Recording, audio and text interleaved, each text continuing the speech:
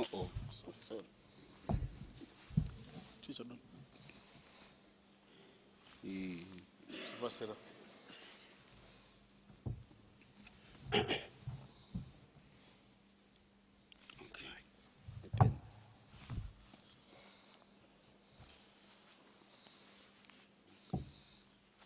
Tutasiya yangu nani na hizo. Okay. Yes. Are we ready?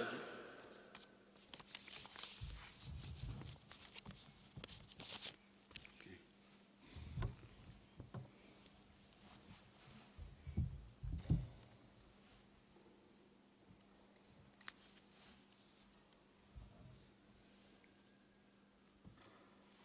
We'll start anytime. Thank you all for coming. Today's press conference will be addressed by Comrade Ambassador Christopher Mchangwa. I'll hand over to you, sir. Yes. Thank you again, the Fourth Estate. You came in your numbers. We are always happy to welcome you at Zanu Pf headquarters, the home of the permanent Zimbabwe revolution. Today, our presser is focused on two main subjects. The first one is the aftermath of the fiasco of 31 March and the refocus of the President, Dr. Emerson Dambudzo Mnangagwa, comrade. And he's refocusing on what he has always done best since the advent of the Second Republic. And the kudos for the President have been much more to do with the economic recovery and sustained development of Zimbabwe so that we can move ever closer to the goal of the 2030 vision of Zimbabwe as an income middle status state.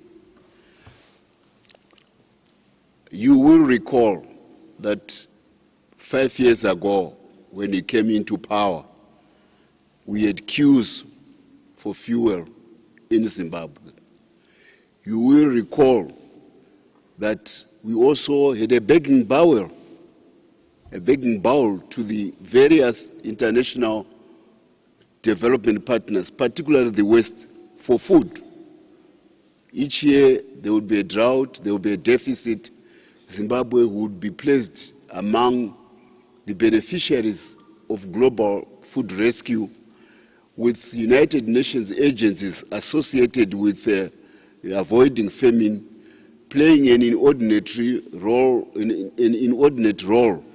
in the feeding of our people. You will recall that when he came into power, we had a worthless currency. You will recall that when he came into power, the country had no hope. The young people of Zimbabwe had no hope. They had lost hope. And the revolution, which had been waged in the 1960s and 70s, was being viewed as a lost cause. In fact, some were saying the revolution that lost its head. Now we are 5 years down the line. The picture is of a Zimbabwe which is completely different. It's the difference between midnight in the rain season and afternoon in October when the sun is very bright. He has completely transformed this economy to give it a vibrance which is initially it was doubted by those who don't wish well for Zimbabwe.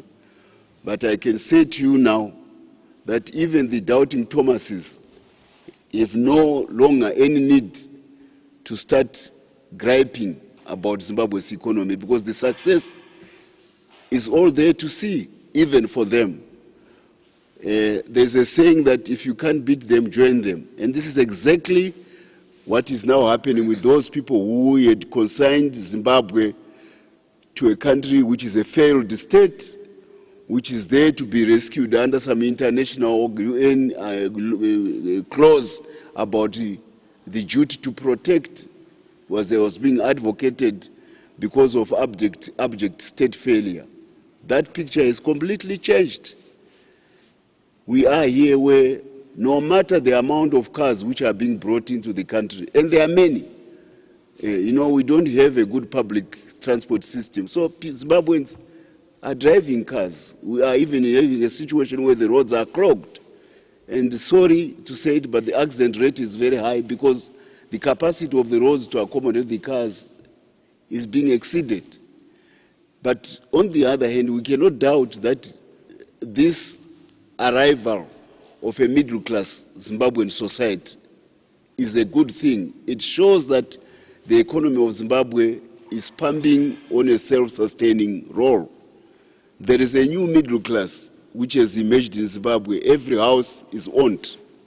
Every car which you see on the old road is owned. There's no hire purchase. There's no mortgage for this economic activity.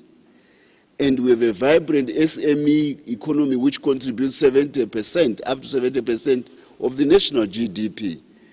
The SME is a pulse of how an economy is performing.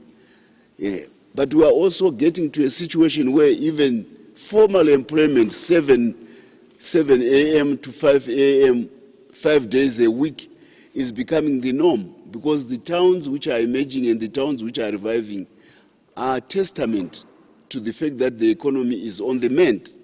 We now even have the IMF and the World Bank concurring to the bullish figures of the recovery of the Zimbabwean economy. These were institutions which had consigned Zimbabwe to the heap of failed states.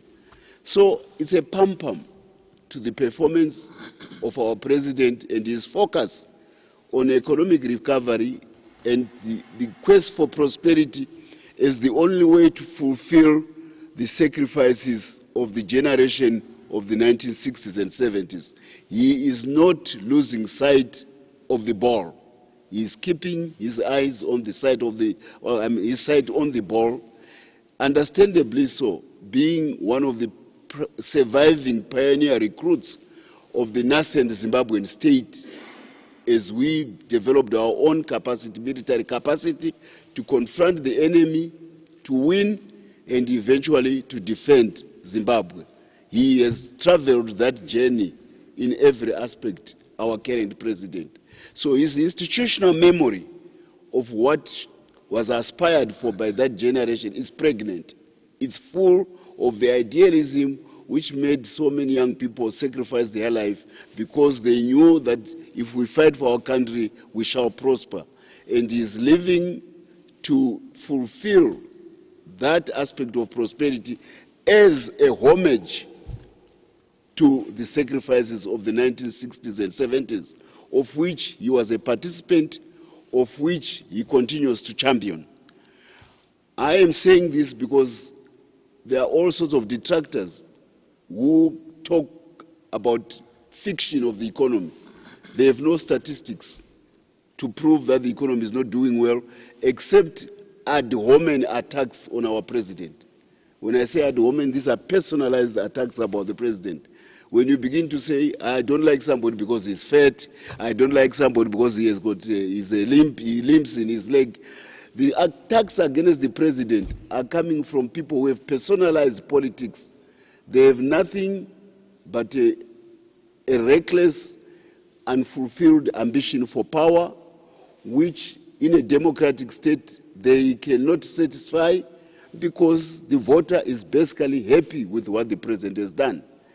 And the events which build up to 31 March, where there was a lot of razzmatazz, where bogus spokespersons were thrust upon the social media stage.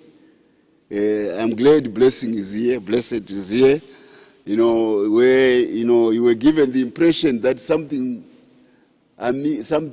big, ominous was about to happen to Zimbabwe. It came to naught. Why? Because the people of Zimbabwe are happy with what the president is doing. They are a very risk-averse population. They fought a war. They will not be stampeded into doing something which destroys the gains and the peace and the stability and the unity which is obtaining. So they gave short shrift to those who were aspiring that through chaos, through confusion, somehow power can be transferred to basically people who are hungry for power but have no other capability except hunger for power. The people of Zimbabwe shunted them aside, so there's a lot of humble pie being eaten by those people. And the president struts upon the economic stage, the political stage, the diplomatic stage of Zimbabwe with absolute confidence, with absolute health, with absolute assurance that he is on course, he is in communion with the Zimbabwe people. This is the reality of the economic situation. Our president's power within the party has never been so strong. Our president's grip on the state of affairs of Zimbabwe has never been so strong. So I want to assure you, as I speak to you, that the ghost of confusion, of despondence, which 31 March would have foisted upon the Zimbabwe people, has been foisted aside by the reality of the Zimbabwe people that the president is doing a good job. We are saying this because the president has gone back, like I said, to focus on the economic development of Zimbabwe. And what has happened in the last couple of weeks bear testament to his interest to make sure that the Zimbabwe economy continues to pump on a certain, on a sustained scale. He recently visited Russia, our traditional all-weather friend, the country which helped to usher in the democratization of the gun and the ability of people of color other than European to fight for their independence in 1917 with the Bolshevik Revolution.